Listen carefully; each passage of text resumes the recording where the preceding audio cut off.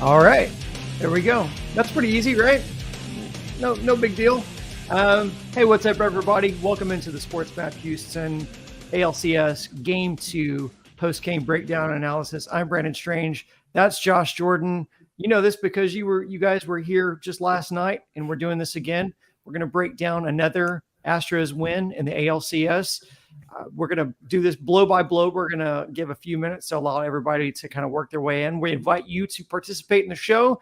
Make sure you're entering your comments in the chat section there. We'll feature them and do our best to respond to everything. It's pretty great, though. Josh, give me your initial reactions to this game. Whew.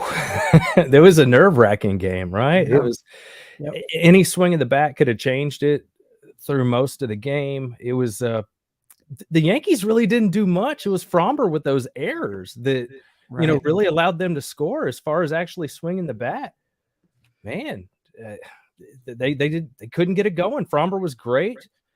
Bregman, what can you say about him? And my big takeaways, Altuve, I feel like is starting to get out of it. He's just having some bad luck. Diaz, I'm sure we'll get into that. We got to get something out of that DH spot. Yeah, no, I agree with that for sure. I'm just going to try to feature a few comments here. Killicam says, let's go. Warren says there's just something poetic about Correa having to watch the Astros win twice in the postseason at Minute Maid. I don't know if it's poetic, but I think that the performance of Jeremy Pena has been enlightening in this postseason.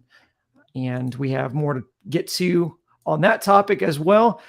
We've got a pretty good sized crowd here. So Josh, I'm going to go into the blow by blow here a little bit.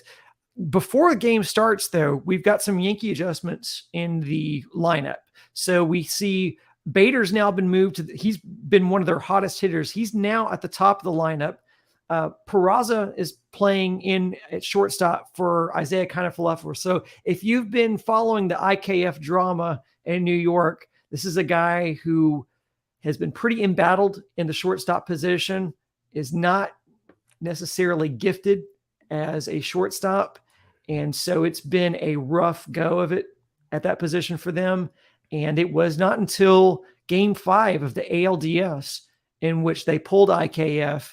And that was kind of a big concession from Boone, because up until then, the fan base and the media had been very critical of playing Isaiah Kiner-Falefa. And now in Game 2, they go to Peralta, he's essentially, or excuse me, not Peralta, that's the pitcher, Peraza, who is essentially a rookie, and put him in, and it paid off for them. We'll get into that as well. We saw Jordan at the DH role. Diaz gets put in left. That was interesting. I didn't expect to see that. So now our matchup set, Fromber versus Luis Severino. And let me just say, before we even get into the inning by inning breakdown, Josh, I don't want to hear shit from Yankees fans complaining about the pitches that Justin Verlander got in Game 1, because Luis Severino was allowed a zone that was at times 4 inches on the outside of the plate and 3 inches underneath the zone. So, hey, I know it goes both ways. I know that's just the human element of umpiring in the MLB, in MLB, but they got the benefit of a lot of good calls, and it really put the Astros batters, I think, in defense mode. I'm not giving them any excuses. The Astros bats have to wake up at some point, but it really did make it hard to hit a guy who was dealing 98. What did you think of the strike zone tonight? Almost. How are you going to hit a guy that's throwing that hard with breaking stuff, and he's getting, sometimes it was 2-3 baseballs off the plate that they were getting called. Yes. Did you notice Altuve kind of politely tell him, like, dude, that is off the plate? And then Altuve chased a pitch a little off the plate just to stay alive. And you could see him trying to turn to the umpire and be like, see, I had to swing at that because of what called before it. That's exactly what he was saying. He was saying, you made me swing at that because I'm having to protect so much of the plate. have you seen how small I am? And you're making me have to dive out for pitches that are 4 inches off the outside. That was, no, for sure. Let's just get into the inning by inning breakdown here. I wanted to say hey to Heather. She's back in. Ivan Ray says 2-0 lead. Yeah, all day, maybe. I'll take it. All right, let's go to the top of the first, because Fromber, it was a theme, just would get behind batters 2-0. He gets behind the first 2 batters 2-0, but gets a 1-2-3 inning. What were your initial thoughts on seeing Fromber in the top of the first there? Great. Just 3 up, 3 down, typical Fromber fashion. I was glad to see it, because Fromber's a guy, when he gets kind of rattled, you start worrying about him a little bit. But I had a feeling when that happened, and then I saw what what we were looking like early at the plate, I figured this was going to be a low scoring game. Yeah, I mean, the only thing that scared you was the hard contact from Judge going, taking that 2-0 pitch to deep center. Chas stumbles a little bit. He's trying to settle under it. The wind would play a factor in the game because the roof was open tonight as opposed to game 1. And the outfielders were telling a little bit of a story with their pantomiming, or kind of their animations out there. They were kind of telling a story about how the wind was blowing and kind of what they were battling out there. So 3 up, 3 down, top of the first for Fromber Valdez. Luis Severino settled in early. Wasn't really much to see there, except for you're still not really getting anything out of Yordan. Altuve with a hot 1-0 grounder to short. Peraza makes a good play up the middle there. That's not just an easy play. And so I feel like Peraza is already paying off dividends here in the lineup in the bottom of the first. But Pena K's on a foul tip. Yordan strikes out swinging. It felt like we were about to settle in for a pitcher's duel. Yep, and we did. Yeah, and we did. Let's jump to the top of the first.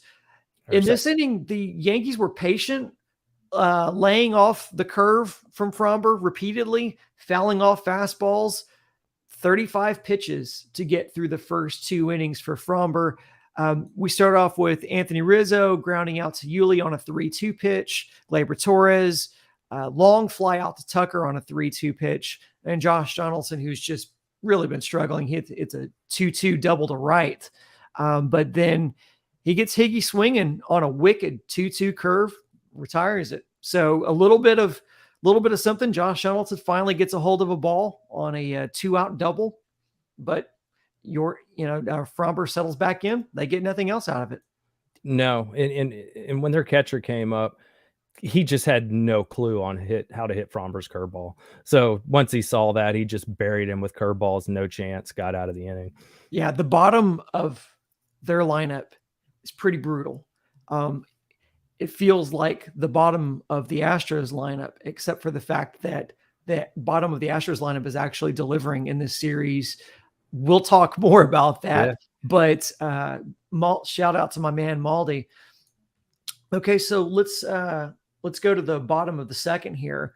Astros hitters were patient in this inning. They got a lot of traffic on the bases there, but as we've seen throughout most of the postseason, they left them there. Did a good job putting some pitches on Severino in that inning. It starts off with Bregman hitting a soft fly on the first pitch.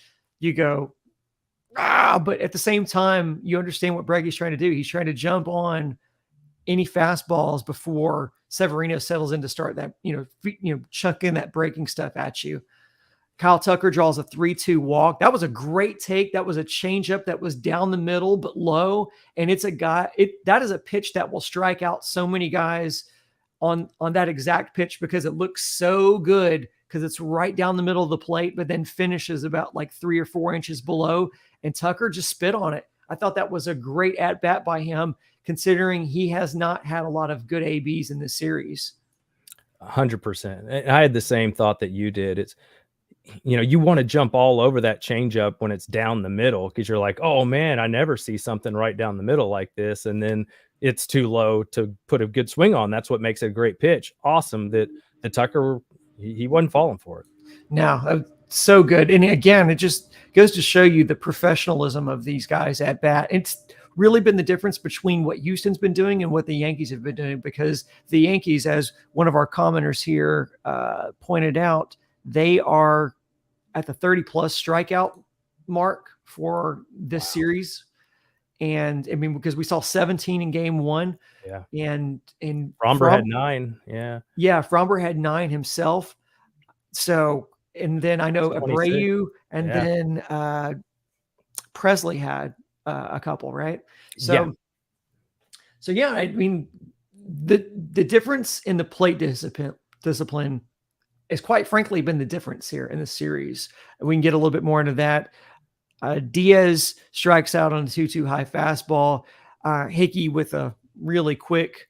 Higashioka tries to do a snap throw down to first to try to Yuli had a single, right? Yeah. Is that right? That a walk to Tucker, then a single Yuli, and then the K from Diaz? Is that right? Yeah, he pulled Yuli with another good call out there, because Yuli had another really good at bat, and he pulls a 3-2 slider into left. Yuli is reborn in these playoffs. It's official. Yeah, it feels like it. Yeah, you're 2 games into the ALCS. You're 2-0 in the ALCS. And not a small reason is due to Yuli Gurriel just reviving, because there hasn't been a lot of contribution with the bats. It's been a lot of pitching duels here. Yeah, and the 7th spot's been a dead zone, so it's been really important for Yuli in the 6th spot to do something. Yeah, no doubt about it. Chas McCormick pops out there to end the inning, so Yuli gets stranded. But that takes us to the top of the 3rd. Oswald Peraza, who's New York's rookie that we talked about. He's their Pena, right? Yeah, and he hits lefties well. That's kind of his deal. And so his splits are he's a guy who is in the short window in which he's seen appearances in ABs this season. He's done pretty well against lefties, so that's why he's getting the start against Fromber here. And Fromber got behind on him, but then he just settles in and has a good inning. He gets Peraza gets ahead of him 3-0, and then ends up flying out in a 3-2 pitch. And then Cabrera, grounds out for the second out. And then Bader, who's their hottest hitter, it's good morning, good afternoon, and good night for him. 1, 2, 3. That was a pretty dominant inning for Fromber, and it was really nice to see. Yeah, 3 up, 3 down. It looks like Fromber's starting to lock in at that point. So that's always a good thing when Fromber's starting to feel it. Yeah, no, for sure. And Jim, you're a whole ahead of us there. It's easy should have been a 3-0 shutout. We'll get to that in a little bit. Yeah. Actually, real soon here, because when we get down to the bottom of the 3rd, I will say this: this was the inning in which the Astros did their damage, but the strike zone was an absolute joke. This is the inning that Altuve talked to the umpire. Yeah, the strike zone in this inning was a joke. Now Maldi gets behind 0-2, but then gets hit by a pitch. Yeah, Altuve is battling a bad strike zone, ends up striking out on a 2-2 pitch, 1 out. Pena comes in and scorches a single to center. Yep. On the first pitch, just takes one right to center, just makes solid contacts. It puts it in shallow center, and now it sets the plate for Yordan Alvarez. So you're like, okay, well, here's Yordan. This could be a really good opportunity for him to break out of his slump. He grounds into a fielder's choice on an 0-2 pitch, but credit to Yordan, he's hustling down the line and prevents the double play. And so now you have 1st and 3rd with 2 outs. And then Bregman comes up inside 1-2 inside fastball, crushes it. Absolutely crush job to the Crawford boxes. What were you thinking in that? What do you think of Bregman's at bat there? That was incredible. They were throwing him a lot of outside, and he did some different things today. He swung early on some at bats where you typically don't see Breggy swing on the first pitch. I feel like he's kind of always ahead of the scouting report on himself. So he's kind of changing what he's going to do from day to day to stay ahead of it. But, they were saying on the broadcast, like, oh, you got to get that pitch further inside. Well, if you would have gotten it any further inside, it wouldn't have been a strike. Right. So, and I get it. He made the point, well, you want to get it off the plate, but he was trying to throw a strike there. And Breggy just got to it. I mean, it was up and in, and he just pulled his hands in and just laced it into the Crawford boxes. Yeah. No, I'm going to agree with you there, Adela. I think the ump strike zone was blowing like the wind tonight, or blowing with the wind. Bad. It was an absolute joke. What I loved about that, though, was regardless of how bad that strike zone was, that swing had to feel so good for Alex Bregman to just make contact with that, and just because it felt like a fine. If you're not going to call balls and strikes correctly, I'll just put one in the seats and you can score that, because that's really what it felt like. It felt like here, take that. Yeah, and it did. As in watching it in real time, that really felt like an FU to everything that had been going on as far as how those calls were going. That just was a really awesome moment. Bregman again in these playoffs, man, it's just been so crucial. It's been a resurgent season for him ever since the second half of the season. He scuffled at the beginning, and we've talked about it multiple times here on the show and the post game show. It's amazing how he's just bounced back and become the Bregman that we are used to. And now here he is in the playoffs in big spots again, becoming big time Breggy again.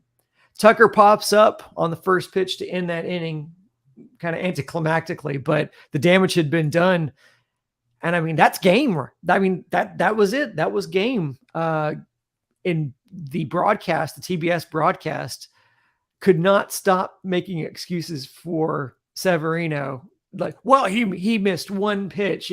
He pitched a whale of a game, but he made one mistake. Yeah, bro, he did. Those are 3 earned runs. Fromber's weren't even earned. We'll get to that in a second. In fact, let's get to that now, because the top of the 4th, Fromber has another fielding gaffe in the playoffs, and he gives almost all the runs back in one half inning. Gives them almost all back. You just put a 3 spot on the board, and then Fromber comes in and has really just a boneheaded play.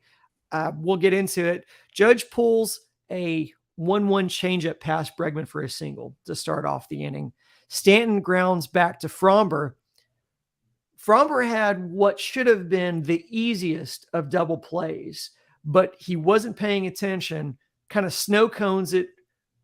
Ball pops out. He could have still had the out at first after dropping it, but he falls down, throwing it to first, and then throws it into right field. And now you've got no outs, men on second and third. What were you thinking in that moment when Fromber just throws it into right field like that? And go ahead. No, I was just gonna say, and everybody else, let's put your comments in here too about that play in particular. I was thinking, how Fromber is this? That's just, it's just the thing that happens with Fromber. He's not super great in the field, and he's kind of so relaxed to pitch, and you can see him laughing on the mound, but you almost miss a little bit of that intensity when he has to field his position. But he just kind of, he rushed it. I mean, it felt like that ball going to first base, he was on his back throwing the ball over there. I mean, it wasn't even close. And, you learn that in Little League, just put it in your pocket if you don't think you have a good play. You don't let people get all the way to second and third base in that situation. And the momentum. We talked about that. That was one of my notes in the game the other night. Every time one of the teams would kind of do something, you'd see them respond the next inning. And sure enough, Astros get those 3 runs from Bregman. Then all of a sudden, Yankees, they're coming, and they're about to get 2 more right back. You're right about Fromber. You kind of have to take the good with the bad. And we've learned in these playoffs that sometimes the bad is an errant throw. We saw it in the Mariner series where he tried to rush a throw home, It was a grounder back to him. He does a spinning field move where he's like fields it and then spins and tries to go home to it and throws it away and to try to prevent a run when he could have just taken the easy out to first. Here we go again. Same kind of deal where it's an easy play. They really could have gotten, even with Judge running, I think they could have easily turned that double play, but he drops the ball. And at that point, okay, double plays out of the order here, but it's still an easy throw to first. Yeah. He doesn't need to rush it. He doesn't need to throw it while he's falling. I just was yelling at the TV, like, what are you doing? Like, why in the world would you even attempt that throw? That throw's not even necessary in that moment. Steady yourself. Trying to do too much. Yeah. Trying to do too much. And that's classic Fromber. It's the second time we've seen it in this postseason. And it's just something that is so frustrating. They're very fortunate because it hasn't cost them a game yet. But this is the second time that in a Fromber start, we've seen him with an errant throw. And that one play was a double error because it was an error on the drop and then also an error on the throw into right field there. So really, really just, even from a scoring standpoint, just a really critical mistake. But as we'd see later, it just doesn't matter with Fromber because dude was just locked in tonight. Maybe time to rethink that baby Fromber glove. You know, this glove is this big. I don't know that it's even about a little bigger. I don't even know what it's about. That's just, dude, just concentrate while you're fielding. Just the decision making is not there at times. So yeah, okay. So Fromber gives a couple back, but then he just comes right back and just is able to get out of the inning. He you have the Rizzo ground out. So you had no outs, second and third. Rizzo grounds out to on a 2-0 on an 0-2, excuse me, to first. Yep. Scores Judge. That moves Stanton to third. So now it's 3-1 Astros with one out. Gleyber Torres back. That kind of bothered me. Did that bother you that they still had the infield back after Judge scored with Stanton? I don't know if it would have mattered. And I know a lot of people think that that's the right play, but I did not want to just, gift them another run. Yeah. And I get it. You want to, just lessen the damage and get out of it. There's two different thoughts on that. Yeah. But just, as I was watching the game, I was just kind of like, really? We're just going to give them these runs back? It was so hard to get those three from Bregman, and we're just going to concede two? That's just hard to swallow. I'm not saying it was the wrong call, but as a fan, it was not your favorite thing to watch. Yeah, no, for sure. Let's see. We've got Gleyber Torres hits that infield single that scores Stanton. So it's 3-2 Astros. Josh Donaldson strikes out swinging, and then he gets Higashioka swinging for the third out, and then he's out of it. Killed him again. That guy cannot hit a curveball off from him. No, that's this team in general. The Yankees struggle with the breaking pitch, as we saw with Justin Verlander in game one, because Justin Verlander hung some breaking pitches in the zone, and they just had no answer for it. They just were swinging over the top of everything, and it was a lot of the same tonight.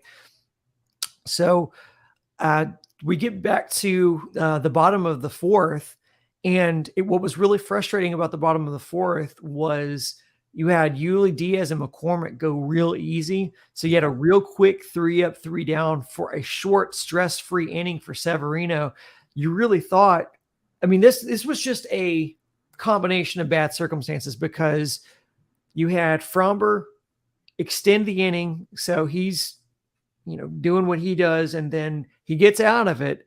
But then you give Severino a chance to rest because Severino had been in that really stressful, bottom of the third. So you give him a chance to rest in the top of the fourth. And then in the bottom of the fourth, you give him a really stress-free 1, 2, 3 inning. That I'd thought at that point, that might be a really, really pivotal spot there. It turned out not to be, but as I was watching that, I thought, man, that could really come back to bite them because they not only gave runs back, it allowed Severino time to cool down And then when he comes back in, the bats were not competitive, or the at bats were not competitive. No, Yuli grounded out on the first pitch. So, that was quick. And then Diaz quickly had a shallow pop out. And, in my notes, I just have, this is a concern next to Diaz. Like, this is a concern because it's not like he's hitting into hard luck like how Altuve has been in these last few at bats. He's just really struggling right now. No, and that's why I put the comment on the screen from Average Joe. He says, "Can we please play Hensley instead of cut dead weight Diaz?" I agree. I agree too. That tonight, I was thinking the same thing because I'm not putting Mancini out there, but I don't think we're going to see it. I don't, just because it's the ALCS. I don't think Dusty's going to go to anybody but his vets in that DH role. But I'm with you guys. It is time to see David Hensley in that spot because you're not getting anything from Trey Mancini. Diaz hasn't shown you anything either. You're getting absolute nothing from, but I don't think Dusty Baker is going to make a move in those spots. I just really don't. I don't think he's going to go to a rookie in the ALCS and start him, but he might want to consider it. Yeah, especially at DH. And I realized that Yordan was DHing tonight. It was Diaz out in left field. Dusty talked about that before the game, just saying, we're going to play all these games in a row once we, get Friday. So, we want Yordan to, give him a day off his legs just to be smart. He's going to be playing a lot of games in left field, most likely in New York. So, yeah, if it's a DH spot, maybe give Hensley a shot, man. But I think you're right. Dusty favors the veteran players. Yep. I guess this here, a player's manager. He really is. And in the playoffs, that's what he's going to do. If this were the regular season, then yeah, you might see Hensley take some ABs there. I mean, it's Garrett Cole. Whoever you think has the best shot against what Garrett Cole can do, you got to roll with that guy. Somebody that can handle high velocity. That's for sure. That won't be Mancini because they've already shown that they don't trust in Trey Mancini to catch up to high velocity. Andrew asks who's starting on Saturday. Well, we know for the Yankees, we know who's starting. It's going to be Cortez. I thought it was Garrett Cole. No, Cole. Oh yeah. You're right. I'm thinking Sunday. Yeah, it's Cole and Nestor that the start. But for the Astros, they haven't decided. Yeah, I think it'll be McCullers. Me too. Yeah, I think it'll be McCullers there. Let's see. They wouldn't name it though today. That was Dusty wouldn't say today. I thought that was interesting. It's very strange how they're playing, but I don't know. I think they're so protective of information, and we'll see. Linda says she thinks Diaz might end up being a Yankee killer. Hey, I'll take it. I hope so. You do have to kind of take solace in the fact that they're up 2-0 in this series. The bats have not played well at all. You haven't gotten anything out of Yordan. You've really gotten very little out of Tucker. You've got nothing out of Altuve. You've got nothing out of the DH spot. That's 4 spots in the lineup in which you're not getting any production, and yet you're 2 up in the ALCS. I think this kind of goes to show you the ALCS was the Astros and everybody else, or excuse me, the AL was the Astros and everybody else this season. We saw it after the Yankees fell off in August and the way they did, and they were able to put together a good last couple of months to finish the season for sure. Mm-hmm. But I think it was the Astros and Yankees. It was an inevitability that you get these two teams in the ALCS, and the difference has been the Yankees do not have disciplined at-bats. They strike out a lot. The Astros put a lot of balls in play. And the difference in this series is the Astros are beating the Yankees at their own game, which is the long ball. The long ball has been the difference in this series so far. The Astros are beating them at the long ball right now. Yeah, without a lot of their best guys hitting any. So it's pretty amazing. I will say this. I thought the lineup that the Yankees ran out there tonight was a much more competitive lineup. Yeah. So, it was scarier. Yeah. When I saw it, I was like, ooh, I don't like this as much as the one yesterday. Well, trying to beat those guys. Bader at the top of the lineup really is that analytical philosophy of you put your best hitter first. And Bader's not necessarily their best hitter, but he's their hottest hitter right now. So putting him at the one spot really made a lot of sense for them. Yep. So now we get to the top of the fifth here, and Fromber comes back in with a chip on his shoulder because he hits, the top of the fourth. He had made the bad throw, and he gets a quick chance to redeem himself. So Peraza strikes out swinging on a nasty, nasty curve, and Cabrera grounds out to first base. That's fielded by Fromber. So here's the moment where you have it's like a little dribbler that's going up the first base line. Fromber gets it, composes himself. Yuli does a good job of making himself a target on the first base line. Yep. Fromber throws him out. And so you kind of felt in that moment, okay, that's Fromber locked back in. Fromber, making up for it. Because if he had made another error or had the yips or thrown it down, you would have been worried about his headspace. But I think what's so interesting is him getting an immediate opportunity. That is so baseball, by the way. So anytime you make an error, the ball will find you. Anytime you're like, don't hit it to me, that ball is coming to you. No, exactly. I thought the exact same thing. I thought this is such baseball because here Fromber is in the top of the previous inning. All of the runs scored were because of an error, of a double error on him fielding. And then immediately the next inning, he's challenged with a little dribbler up the first base line, but he handled it like a champ. Yep. And then, after that, you get Bader lines, he's single to right. Right. Am I jumping ahead here? Let's see. Fromber makes the good throw. Yeah. So that was the second out. That was Fromber getting, fielding the ball on the first base line was the second out there.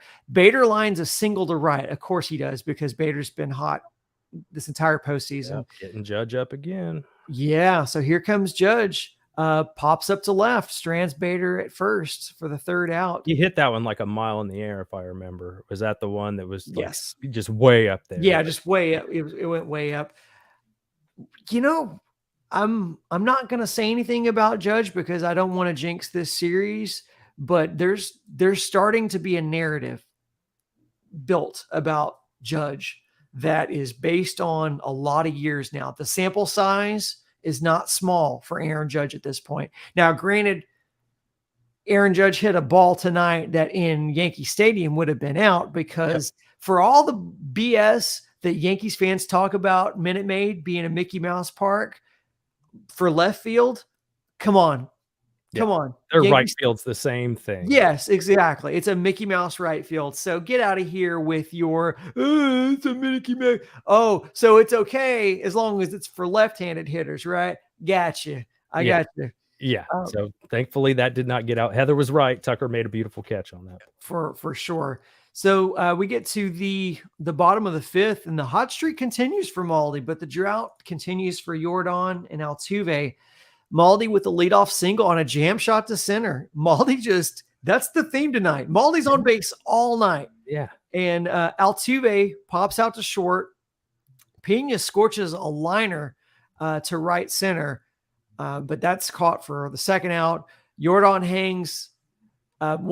They hang a slider to Yordan. Severino hung a slider.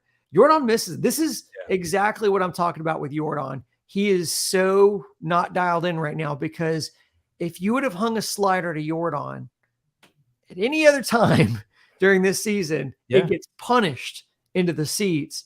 But he's swinging over the top of it, and then he ends up striking out swinging. So that high fastball's been killing him in the last few games. He's chasing way too many of them. Yes. He's not the only one. That's what he's been struggling with. He's not, but it really kills you because this is a guy who you're really counting on. And it's just, he needs to find it. It would be nice if he found it. But that's how scary the Astros are. Yeah. If we can just be honest about it, because they haven't gotten anything out of Altuve or Yordan or the DH spot or really Tucker in this series. And for all of those spots to be so unproductive, and then for them to be up 2-0, it's a testament to their pitching and their defense. Yeah. So let's jump on to I think we're at the top of the 6th now. Yes, we're at the top of the 6th. It's obvious Fromber's just locked back in at this point. I think he has a 10-pitch inning, I think, as I recall, or as my notes say here, 88 pitches through the first 6. So Stanton grounds out to Altuve. Rizzo strikes out swinging, that's his 6K for the evening. Glaber hits a laser that bounces off of Bregman's glove, but then ricochets pinball style right to Pena, who barehands it and throws it to Yuli for the 3rd out. How about Jeremy freaking Pena? Dude, and I'd also like to point out, you and I always say you need a little luck to fall your way for a team to win a championship. I thought of that when I saw that play. I thought about our conversation. Like, how lucky is that? The ball bounces off his glove and flies right to Pena, and he throws him out. Like, sometimes the ball has to bounce your way, and it did for the Astros. Yes, we've seen it repeatedly. To make deep postseason runs, the ball has to bounce your way. We talk about it ad nauseum in our videos because it's just true. It's what makes sports interesting, but it's what makes baseball especially interesting because of just the way these balls bounce.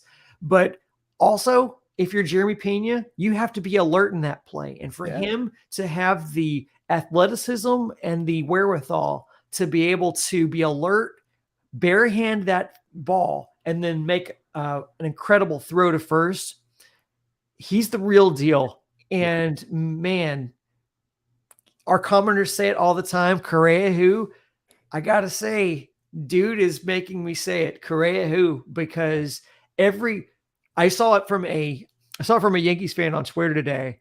They just said, of course, the Astros lose a generational shortstop and then just call up the next man up, and he's absolutely killing in the postseason. He said, of course the Astros do that. Of course they do. But of course that's what happens with the Astros. What can you say about this guy? We're running out of things to say about a guy who's a rookie, who's setting the bar so high for himself in year 1. He is. I loved his approach at the plate again today. He hit some balls hard. He played a great shortstop, and he does have some Correa to him, where he had a good regular season, but he's starting off with a great postseason, which is something we'd see from Correa often as well. So way to go, Pena. We'll take it. Yeah, no, that is for sure. All right. So let me see where I'm at here. That was the end of. We're going to the bottom. No one's the top of the 6. Head to the bottom of the 6. I believe Bregman led off the inning. Yes. So the Astros finally knock Severino out of this game, and that felt like a victory in and of itself. You get Severino out. They get more traffic.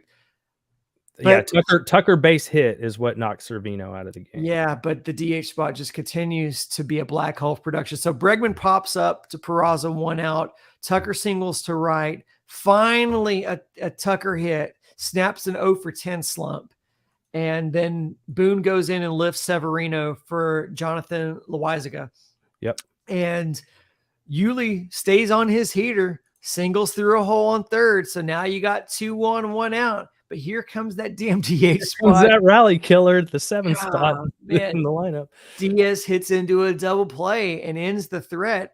And that is super disappointing because you really thought you had a little rally going on here. Yep. And the DH spot, man. And Servino, he was dealing. I was so glad to see him leave the game. I mean, and then you can't capitalize. So unfortunate, man. We've seen a lot of this, so we're used to it. No, we have top of the 7th here. Fromber just comes up and he's carving it up now. Like he's gone totally, like he's on Chopped, like he's on Food Network because he is carving it up. He strikes out the side, complete dominance, strikeouts 7, 8, and 9, and ends his night on 101 pitches. What can you say about Fromber's performance? I mean, like he strikes out Donaldson, Higashioka, and Peraza. 2 of those 3 guys are just strikeout victims consummately, but Peraza, he gets swinging as well. So you've got just a carve job by Fromber in this inning. What are you thinking about Fromber? Like, let's talk about his performance, because now it comes to an end in the top of the 7th. He ends it with 9 strikeouts and 101 pitches. Awesome. And his line, 7 innings pitched, 4 hits, like you said, 9 Ks. What it was impressive to me is 4 out of his 7 innings he faced the minimum amount of batters. Like, that's pretty good, right? Exactly. And that says a lot too, because early in the game he was falling behind hitters a lot. Yeah. Larson, I'm going to shout you out. Yeah. You're listening in Moscow. So we've got listeners in Germany, and now we've got listeners in Moscow. So that is fantastic. Astros fans are global. They're worldwide, like Pitbull. Larson, what time is it in Moscow? I don't know. Probably some like an 8-hour difference. I would imagine. Yeah, well, purely guessing. Yeah, I don't know either. So let me jump back to my notes here. So yeah, that takes us to the bottom of the 7th, and Loizaga returns. McCormick hits a jam shot to short. Peraza with a great backhand catch on the bounce and guns down Chaz. So Peraza just really coming up. He's paying dividends for them, replacing IKF at short here. And then you got, Maldi walks. He's on base again. For Altuve. How many times did he get on for Altuve and they just could not capitalize? Well, and here we are. Again, you've got guys on and you hit into a double play. Altuve hits into an inning double Good play. Contact, I thought. I mean, it was a great play by them. Like, Altuve hit it pretty good.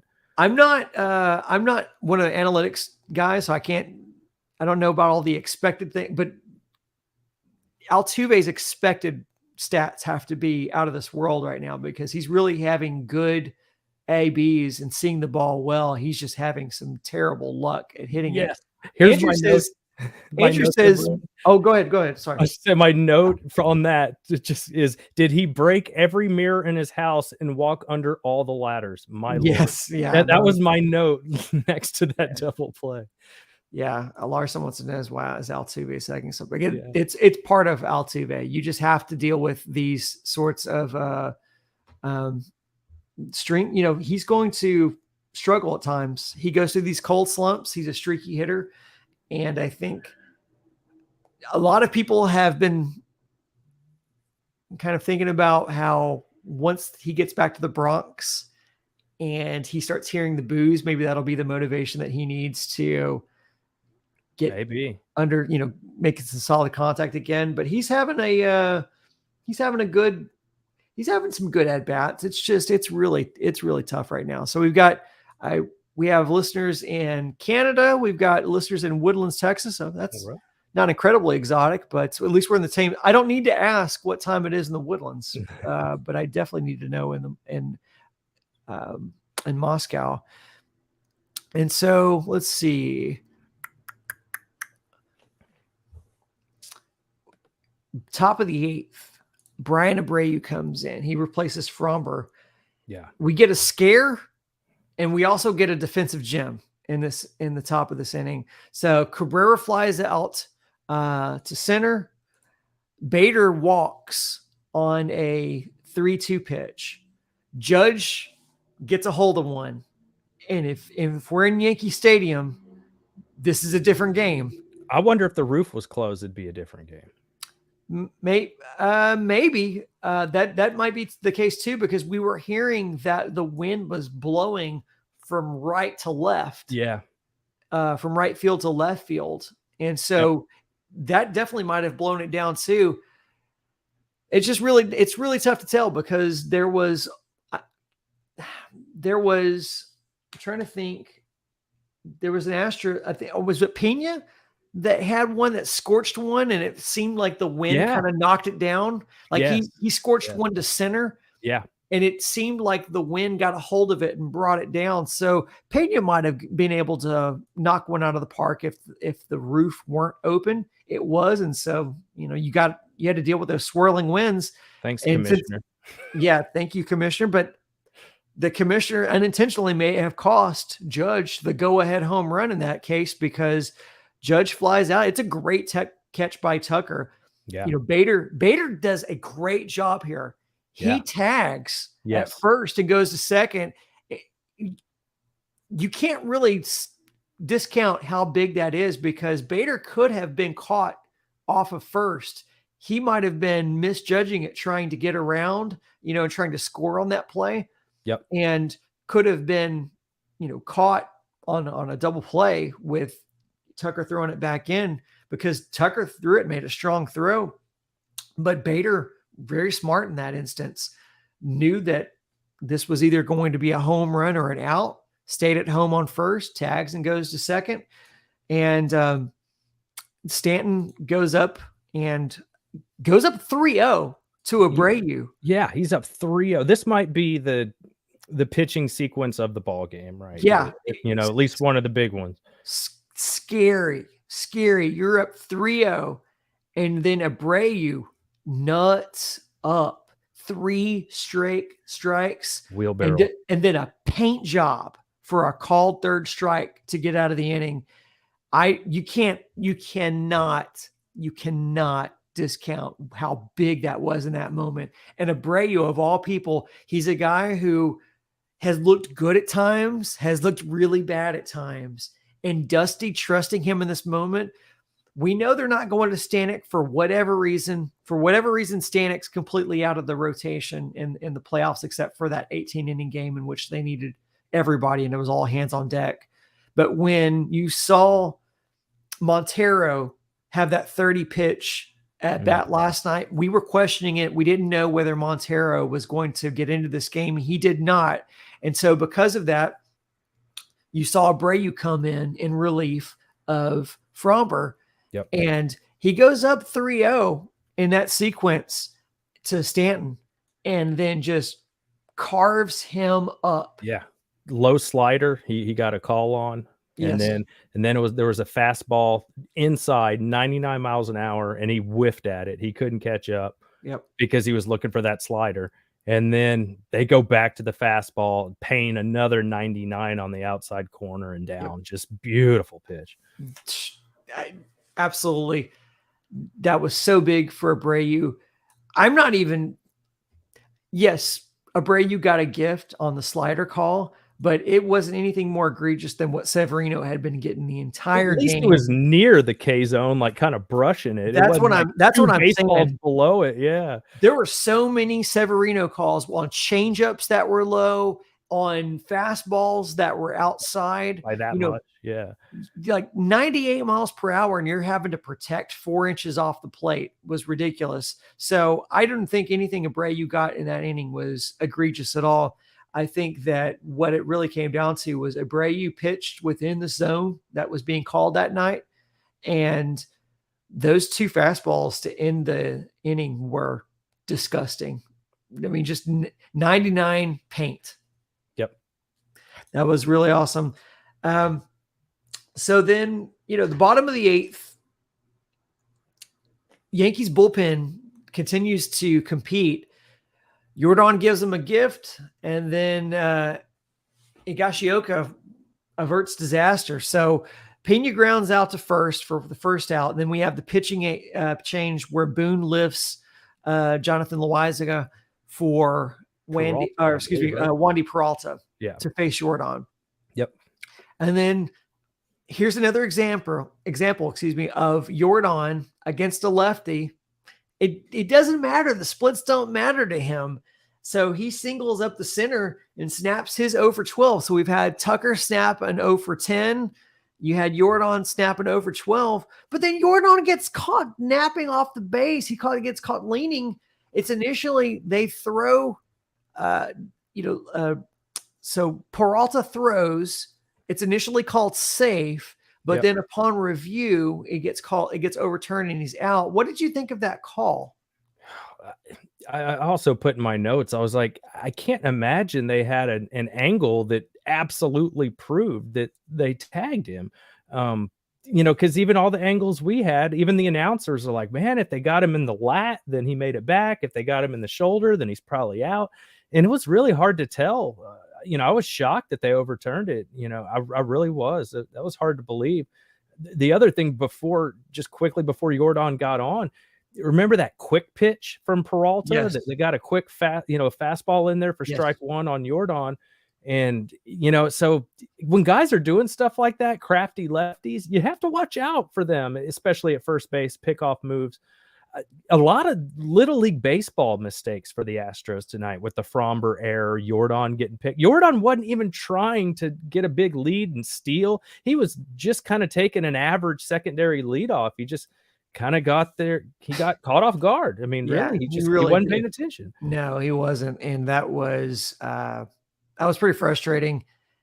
And again, it was a thing in which it was a roller coaster of emotion because you felt great because you're like, okay, finally Jordan makes solid contact. And then he gets picked off at first.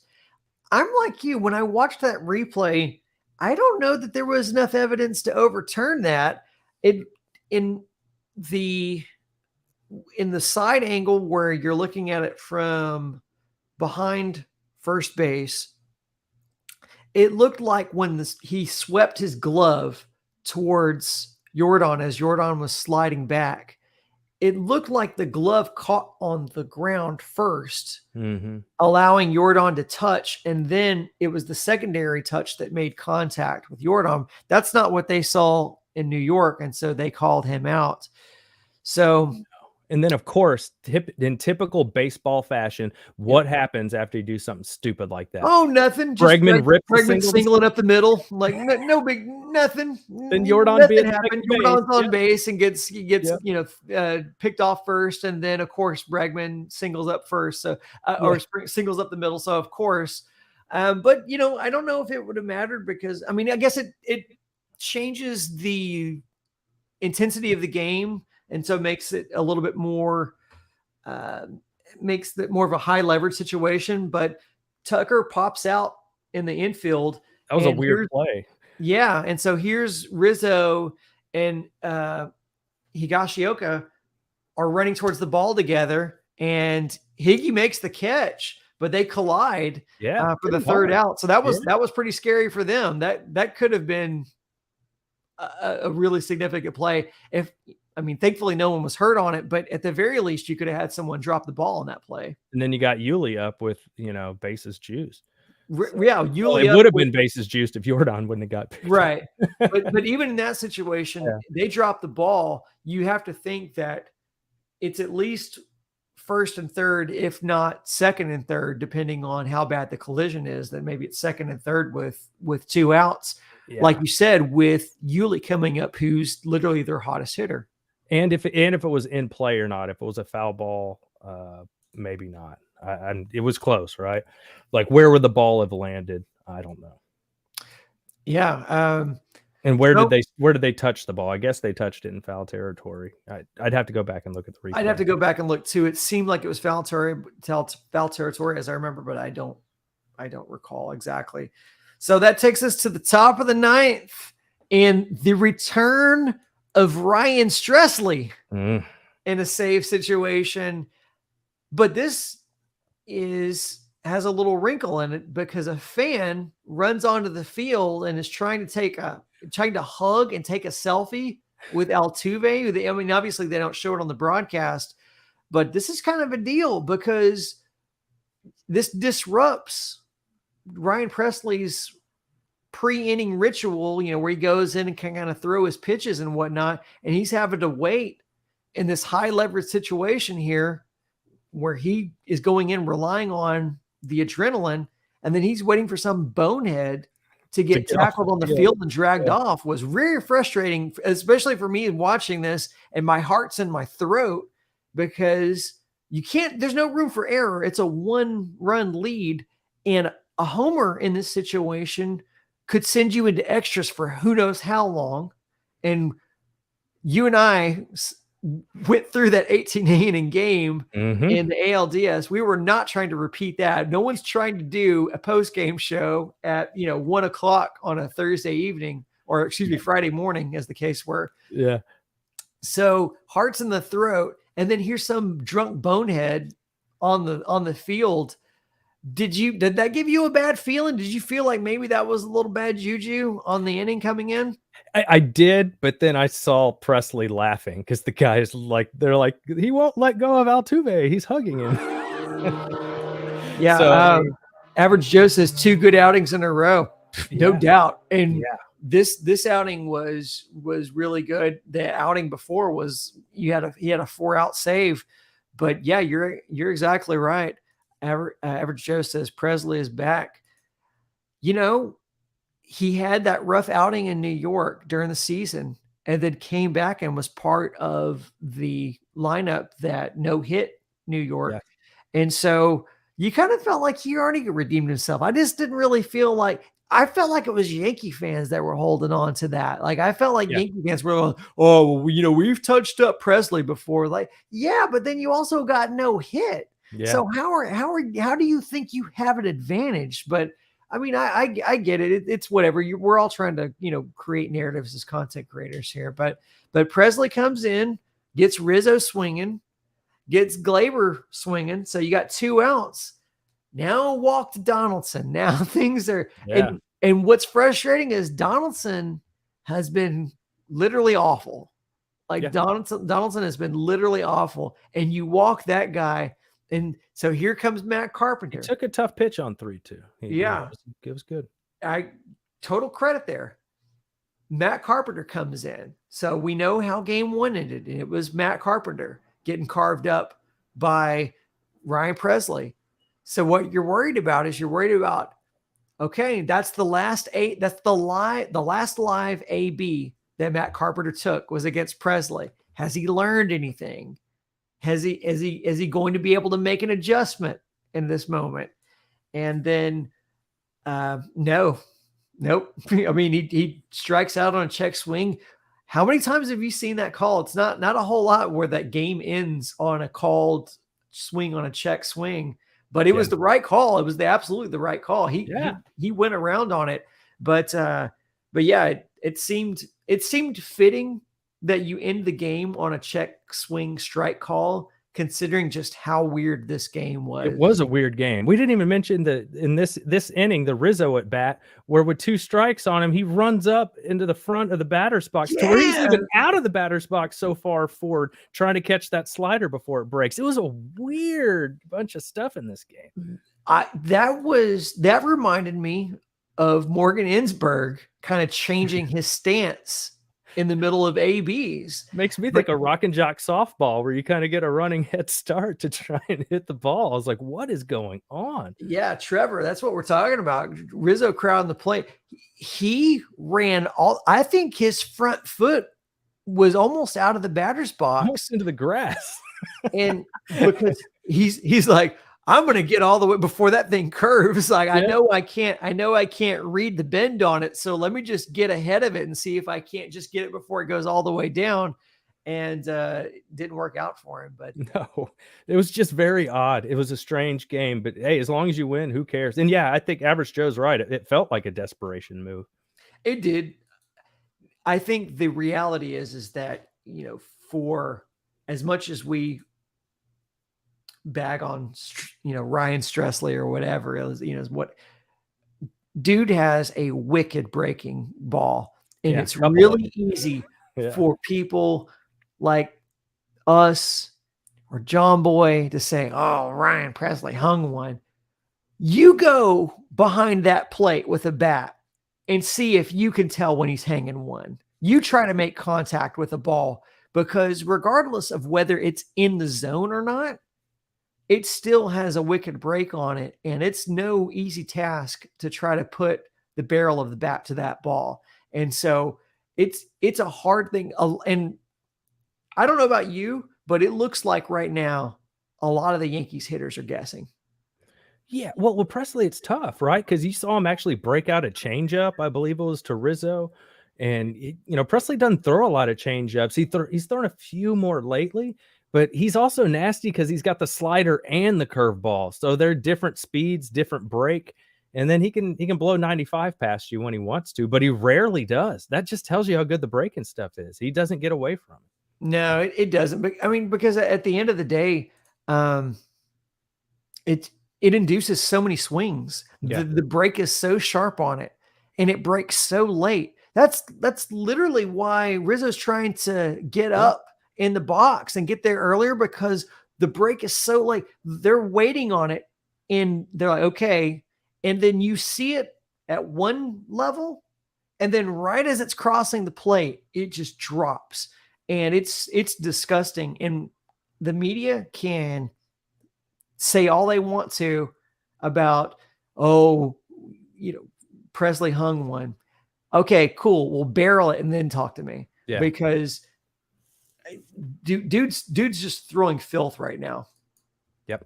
You have to be so happy with Presley. Like, that's a tough spot to be put in too. It wasn't the heart of the lineup, but you still had to go through Rizzo, and he's been hitting really good. And so you have Fromber. I like Joe's comment here. So you have Fromber, who starts the game. He is literally one of the most disgusting curveballs in the league. You close the game with Presley, who has one of the more disgusting curveballs in the league, and sliders. Like, that's what makes him so nasty. And then you had Roy Oswalt throughout the first pitch of the game tonight, who was known for having two different speed curveballs, one of which was that 12-6 that was disgusting. Yeah, that thing was like 68 miles an hour coming after 96. It was gross. That thing was disgusting. So I really thought that was it. I don't know. The storylines were just kind of apropos that you had Oswalt throughout the first pitch in a game in which you had a guy named Oswaldo Peralta that, in the game as well. So it was just very strange. Let's see. Let's read some comments. Yeah, you have a Peraza and a Peralta, and yes, exactly. Yes, and an Oswalt who throws out the pitch, and an Oswaldo who is playing for the Yankees. When will Dusty? Hey, if you listened last night, Nick, is that Nick Cage's face on Nicholas's thing? That is. That's high praise. That is high praise. I didn't know Nick Cage was listening to our stream. Nick Cage wants to know, when will Dusty be giving us credit? If you're listening to us every night, we're giving it to him. Like, you cannot argue with the results right now. And if you bring in Abreu and Abreu blows it, then now you've got questions about Dusty's handling of the bullpen, and Stanek not getting used any. Right. And I heard somebody arguing this take on local radio today, that why is everybody so up in arms that Stanek's not getting used very much? They're using him just like they used him in the regular season. Bullshit. And I'm like, what? Like, they wouldn't go through, what is it now, 5 games? Really 6 if you talk about the amount of innings. Right. And he'd only pitch 1 inning in 5 or 6 games worth. Stanek was their workhorse. He was the guy that got them to Montero. Yeah, he was not Neris as much. Neris, that's kind of a new development. Yeah. So again, I don't know what's going on. If we pretend to know, it would be all speculation. You have to wonder, though, since this is what we're doing, that we have the forum to do it, and we're with our 300 of our closest friends here talking baseball here this evening. You have to wonder if Stanek isn't running into a little bit of the dead arm, and maybe that's why they're not playing him. That's the only thing I can think. Unless it's some other health reason or what. You just wonder. They relied on him a lot. He was very effective for them during the season, but you do have to wonder whether or not there's something going on there health-wise, or maybe it's illness-wise. We know this was the second game that Gary Pettis missed at playing at third base as coach. We know that there was Lance McCullers has been battling illness as well. We'll see how he looks when he heads to the Bronx for game 3. And there's a day off tomorrow. So, but maybe that's why. But it just tells you Dusty trusts Abreu there more for whatever reason. He trusted Abreu tonight, and he trusted Neris the other night over Stanek. For whatever we're not going to know, but it is peculiar to me. But you can't argue with the results. I mean, No, at the you end, don't even see him warming up, Brandon. It's like he's a coach right now. yeah. Heather says a private issue going on. Why it's clearly private because they're not cluing us, the rest of us, in on why he's not. And they don't owe us anything either. And the Astros are super secretive about gamemanship. I get it. Yeah. So, gamesmanship. and if it is personal, then that would make sense. I don't know why he would have been available for an 18-inning game. If it were something personal, you would think that that would preclude him from pitching in any of the games. If it were just a thing where he just weren't available, but they pitched him during the 18-inning game, and so you have to wonder. You have to wonder if you just have to wonder if there's some sort of health thing going on. It can't be that Dusty doesn't trust him. I would not buy that. I don't buy that all of a sudden we get to the postseason and Dusty, the guy in his bullpen who had the lowest ERA, says, yeah, I don't trust that guy anymore. So it's got to be something in which there's conversations happening behind the scene that is dissuading Dusty from using Stanek. There has to be something going on. And of course, they're not going to talk about it. But as long, and maybe we will see him, but if he is who the Astros are using as a last resort, then maybe I don't want to see him. Yeah. There's a reason. The last time I saw him was an 18-inning game. I don't want another one of those. No, I'm good. Hey, to the commenter's point, Dusty's done a great job. Average Joe saying Dusty does not trust Stanek, and I don't know if I buy that. I could see why it feels that way right now, but yeah, I just don't know. I don't know. I don't know either. And Joe says, yeah, he looked great against Seattle. He did. He just 99, the split finger. Yeah.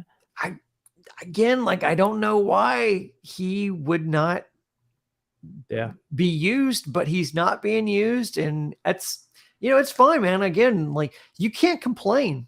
There was only 2 innings for him to pitch anyway, and he's not going to pitch the 9th. No. So it's really just Abreu over him and Neris over him in these last 2 games. And we saw flashes of this out of Abreu during the season. We nasty. saw a lot of flashes of this where he would just look disgusting. Yeah. And you thought, okay, well, cool. Well, you got a guy who can pitch in a high leverage situation. He's probably towards the back of the bullpen. You're not going to use him regularly, but if you need him, you got him. I did not realize that guy was going to get more innings. He's literally gotten more innings than Stanek in this postseason. I could not have foreseen that, but that's the way it's played out. It's worked for Dusty so far. Kudos to Dusty for making it work. Yeah. But it is a mystery. It's going to be one of those things that we talk about, throughout this postseason, because it's clearly Stanek's not getting a look. That in the DH spot, everybody that's watching, if you have any thoughts, who do you want to see at DH? Do you want him to keep rolling with Aledmus Diaz? He was my number 1 pick to DH. Yeah. Just because there's certain points of the season where he was just fantastic. Mancini, I love the guy, but he just has not hit well since he's joined the Astros overall. Yeah. And, we were talking about maybe Hensley. Should they roll the dice and give him a shot? I don't think Dusty will do it, but what would you want to see as a fan? Well, see, this is what Nicholas is talking. Nicholas brings this exact point up, which is if you're going to roll with Maldi at the catcher spot, then why not put a competent bat at Vasquez at DH? It makes too much sense, right? And I guess the only reason why you wouldn't is if you need to pinch hit for but then at that point you could make a double switch, right? Yeah, you can move him. Yeah, you can move Vasquez over to catch. So I don't know. I really don't know. That's another Dusty thing. Yeah, see, Average Joe saying Hensley. Yeah. Andrew, give Diaz a shot in the Bronx. Well, I mean, he's going to have to crap on Diaz too, because Altuve's not hitting right now, and Jordan's not really hitting right now. It's not only Diaz. Yeah, no, it's not. I think I really do. You've got to you're not getting anything out of the DH spot right now. Now, I think they're going to start Diaz at DH in the Bronx because you're up against Cole and they don't trust Mancini with the high velo of Cole. Yeah, you shouldn't. You shouldn't. I'm sorry, man. Mancini should just. I don't want to see him in any more ABs. If I'm being honest, like he looks almost as lost as not Tucker, but Myers. Yeah. Where it's just like, and that's Jake Myers coming off a shoulder injury and coming back from the minors, and Mancini doesn't look much better at the plate. It's a shame. I was really hoping that he'd be a big difference maker. Yeah, I was hoping that too. Man, it's just, it sucks to see Diaz struggle like this because you know what he's capable of with the bat. We've seen him go on really, really just cold-blooded runs where he's getting critical hits during the season. But you know what?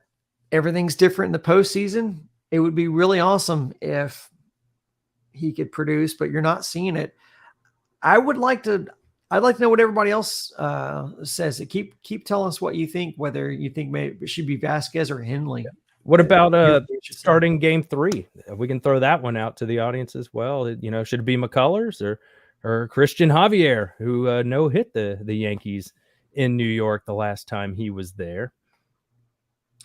Trevor says Diaz doesn't seem to. Yeah, we've been talking about that. I don't think that he is. I think that's a valid point. But what throws me off about that is you start him in left field.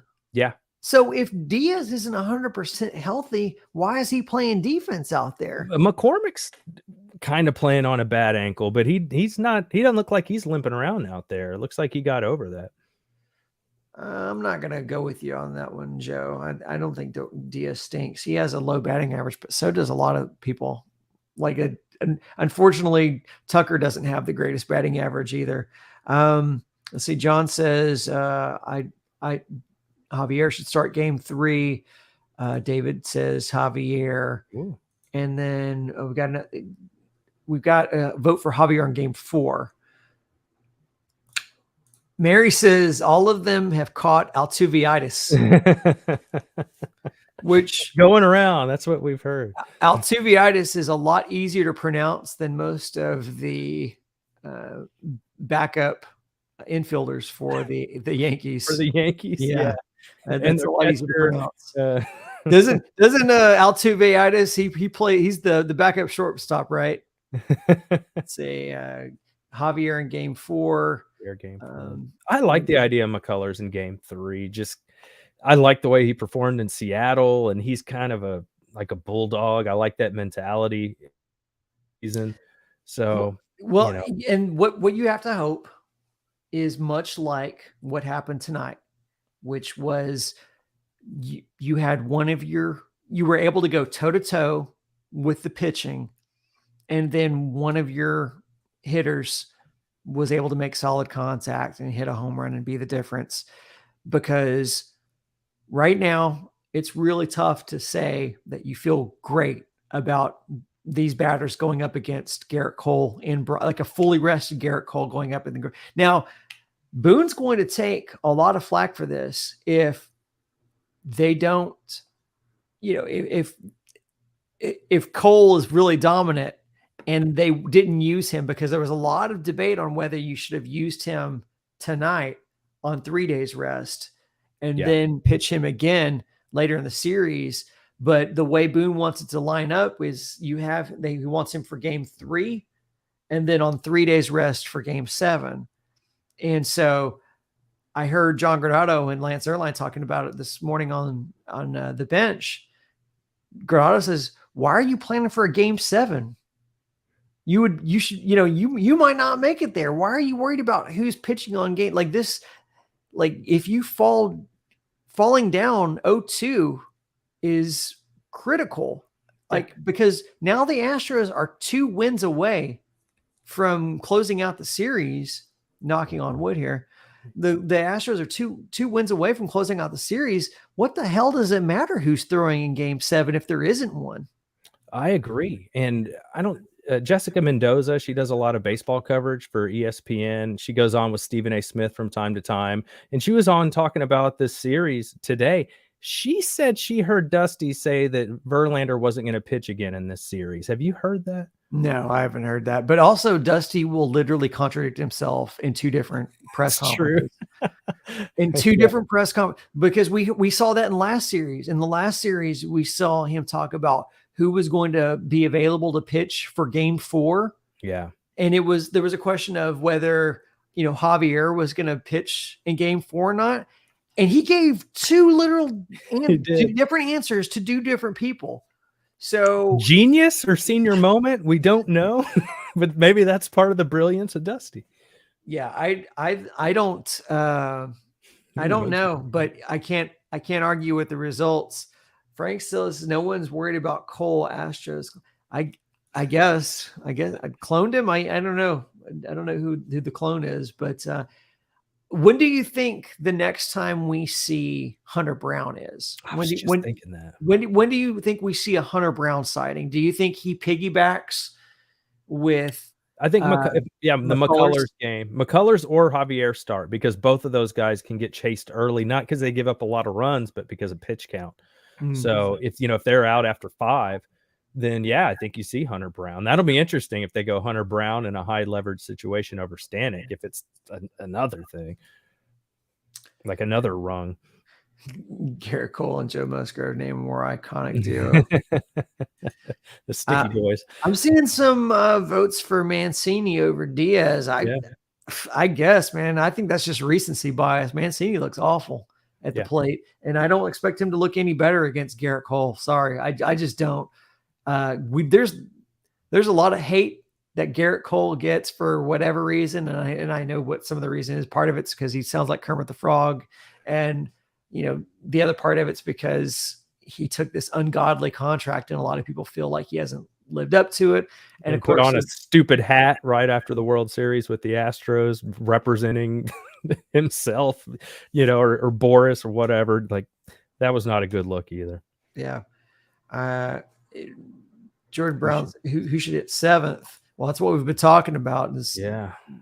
I don't know. I just think if we're talking about the DH spot being 7th there, I think that there's a really good conversation to be had about whether Hensley or Vasquez gets that spot, because this is looking really bad for James Click. And I know this doesn't matter at the end of the day. Will Smith trade acquisition does not make the ALCS roster or the ALDS roster. He doesn't make any of the playoff rosters. Trey Mancini, his other deadline acquisition, is literally getting benched in the ALCS because he just cannot be trusted to hit high velo, which, did we not know that prior to trading for him? Yeah. Because the last I checked, that's when a lot of these high velo guys are still around as in the playoffs. Like when you get down to the final 4 and final 2 teams, they typically don't tend to be scrubs that they're throwing out there, and they tend to be the best guys in the league. And so, yeah, if you can't trust Mancini against a Severino or against a Cole, that's a problem. So now you've got Mancini, not really a factor thus far in the playoffs. Will Smith can't be a factor, can't even make the roster. So that leaves Christian Vasquez, the third of the deadline acquisitions made by James Click. So here we are. He's not even getting used. No. So the 3 guys who James Click brought in at the deadline are not even impacting the postseason results at all. That is less than ideal. Yeah. With Vasquez, I wonder, he has seen Cole a lot with them being in that same division. He came from the Red Sox.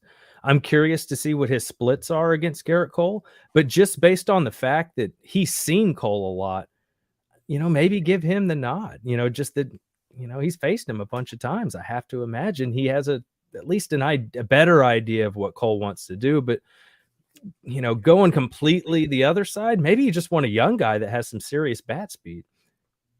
Yeah, I do think there's Nico Goodrum, one of our commenters brought up. That did not work either. No, that one didn't either. No, I think there's a really good argument to be made about Hensley taking that DH spot, because the times we've seen him at bat, he's really looked professional in those at bats. He can't look any worse than what Mancini and Diaz have looked like. But with Diaz, you just hope that Diaz is a pro, and you just hope that he can find his way out of it. Jordan Brown says, I feel like it's unfair though. We didn't really give up much. It doesn't. That's true. They didn't give up much. Okay, but you're making trade deadline acquisitions though to make your team better. Yeah. So that you can have a deep run. And literally, I don't care if you didn't give up anything for them. If those guys aren't productive, like, it doesn't matter. Then maybe you should have gotten. And again, we could do hypotheticals into the, till. Yeah. Until Mancini, the next day. He was hitting 270. And when they traded for him, right, he hadn't even hit over 200 for the Astros. Right. I mean, it's it's and like he had 5 home runs like really early on. Yeah. in his it looked like a coup for the Astros, and it did not turn out that way. The Christian Vasquez though, that's on Dusty in my opinion. He just doesn't want to use him. That's his choice. Yeah, I think though it's really good that. Because I'm not even going to say Vasquez hasn't worked out necessarily. You're right. That is on Dusty. What an insurance policy that is, though, to have one of the best catchers in the AL that's just sitting back there waiting. So if something, heaven forbid, in case of emergency, break open glass. Exactly. Yep. But the flip side of that too is we're talking about, why aren't you playing Vasquez in the DH role? We're not talking about why isn't he playing for Maldi, because Maldi is earning his keep right now. And maybe that was the secret to that trade, was light a fire under Martin Maldonado's ass and make him defend his position. And so far, Martin has protected his spot well. He's having better ABs than Altuve in these postseason, and that's saying a lot. Yeah, 100%. Yep. Yuli heating up when it matters. Yeah, John, exactly. We talked about that, the opening of the stream. That is, it can't be overstated how valuable that is, because Altuve is not hitting right now. And in this series, because Yordan Alvarez has gone completely silent and Tucker's had a lot of struggles behind the plate. So what you're getting from Yuli Gurriel, you could not have expected, but man, it is making all the difference right now. Alex Bregman, Yuli Gurriel, Jeremy Pena. And then in the first round, add Yordan Alvarez to that. And right now, those are the guys who are just your MVPs behind the plate. Speaking of MVPs, we're at an hour 22. Now it's that time at the end of the game. We always do the same thing, which is we ask everyone who their game MVP is. So we're going to ask everybody in the chat, tell us who your game MVP is. Game 2 MVP. Astros, Yankees, give us a vote as you start giving those votes. I'm going to put them on the screen. So Josh, I'm going to toss to you. Who is your MVP? I think this should be easy. Yeah, I'm going to go with Breggy. It would have been Fromber, but Fromber's the reason this game was as close as it was.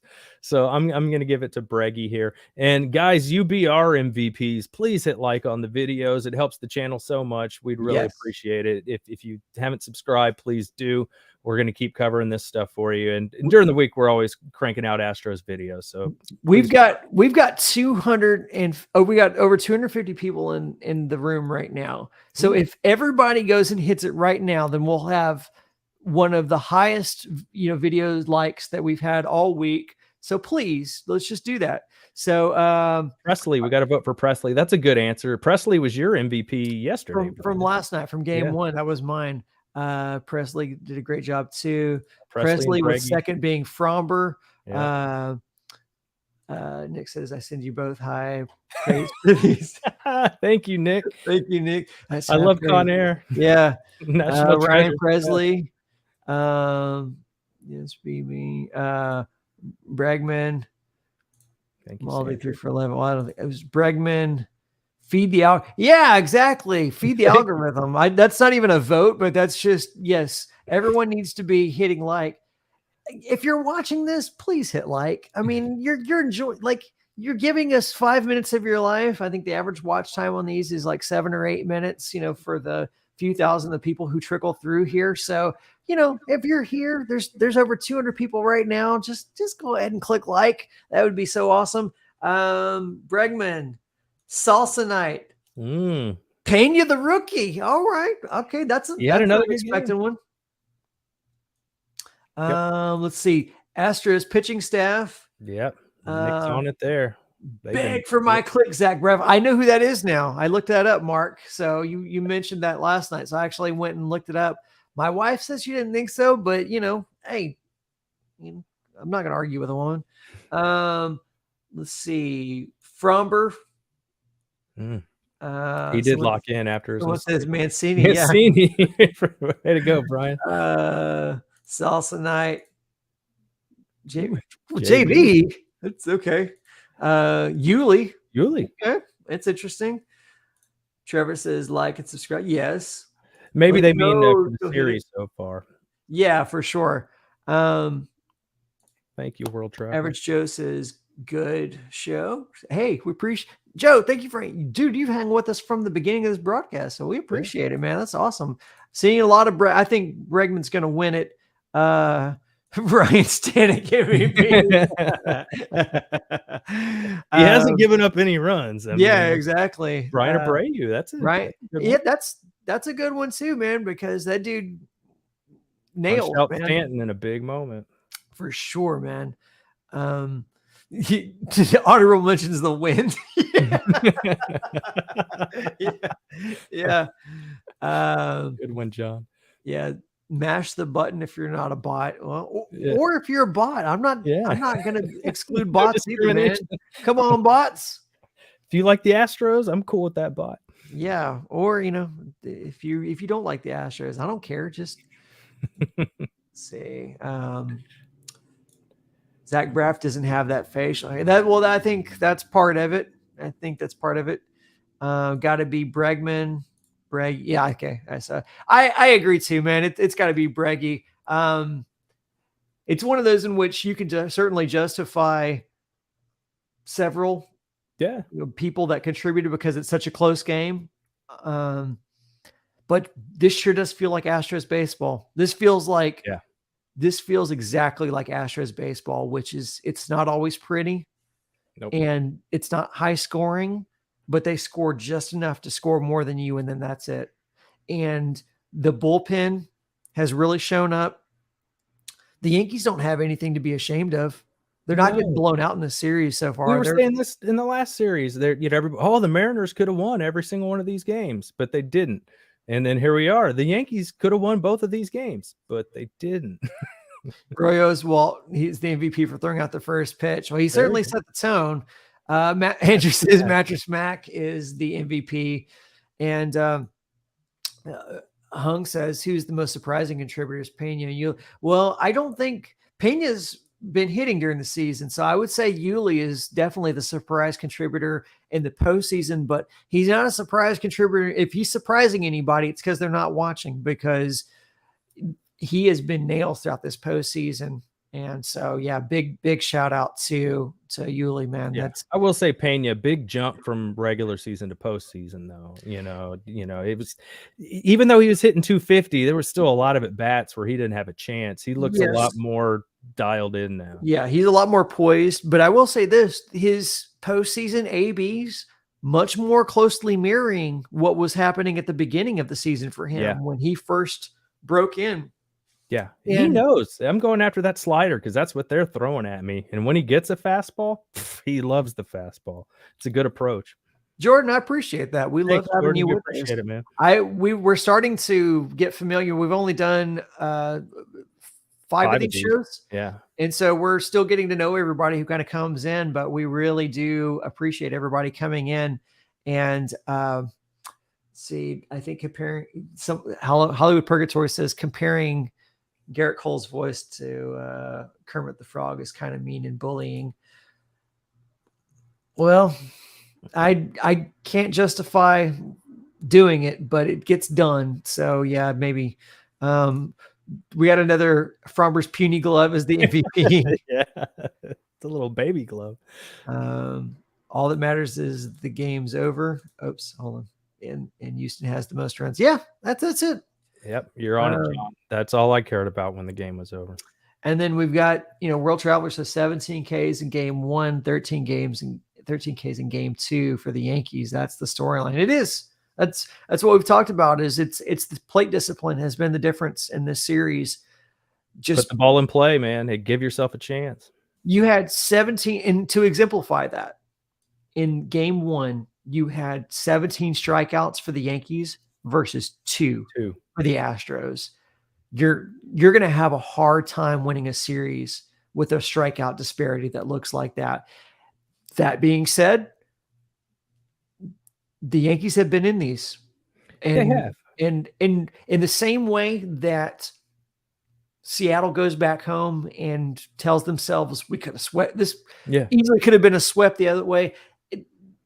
The Yankees can say the same thing. The Yankees can say, hey, we were in both of these and we beat ourselves in some places and we didn't take advantage of some opportunities. Sure, you can say that, but we know, we've seen this enough to where we know that it's all about how does the ball bounce? Yeah. And then also, you could say all day long, oh, well, Severino only hung one fastball. Well, that was the one. Yeah. Well, it was 98. It was on the black and at the top of the zone. So I'm going to give Breggy credit for getting to that. That's a tough pitch to get to, man. Before we go, this is an interesting question. Average Joe says, who's going to be on the chopping block, Dusty or Click? Ooh, depends on how the season finishes, right? I think so too. But I mean, we're in the midst of another deep run for the Astros. Dusty's pulling a lot of the right strings in the postseason. Would you be shocked to see Dusty Baker back for another year? Because I wouldn't be at this point, and I honestly wouldn't be against it. Yeah, not now. But, 4 weeks ago, we probably had a different answer to that. So, yes. It's baseball, right? Up and down. And yes, the bullpen, Joseph, has been incredible. That's for sure. And that's helping Dusty too. You look good when you're Dusty, when you have pitchers that come in and get guys out. Yeah. They look like really dumb moves when they don't pitch well, and you look like a genius when they do. That is for sure. Guys, it's an hour 30. You guys keep interacting with us, and I want to keep talking with you, but we are exhausted. The hour is we're approaching midnight here, our time. So we've got a lot of people that have hung with us that are listening all across in different countries. And so we appreciate you guys interacting with us. That's going to do it for us tonight. Astros take a 2-0 lead, beating the Yankees 3-2 in the ALCS game 2. Josh Jordan. Tomorrow. Yeah. Off day tomorrow. Off day tomorrow. Thank goodness, because it seems like we're just doing these every night. So again, we want to remind everybody who's still here, if you plan on coming back for the post games, we're doing these after wins.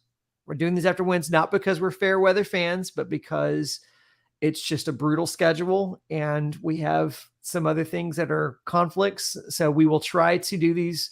We're trying to do these after every win. And so tune back in. It's been, I don't want to say anything. You know what? I'm not going to say anything. We're just going to let it play out the way it plays out. And we'll say, we will see you after the next Astros win, which hopefully will be Saturday. We hope you come back for the broadcast. If you have not yet hit like on this video, there's no excuse. Zach Braff has bugged you ad nauseum to hit that like button on this video. So I appreciate it. If you do, thank you so much, everyone, for coming in. And as always, go Astros.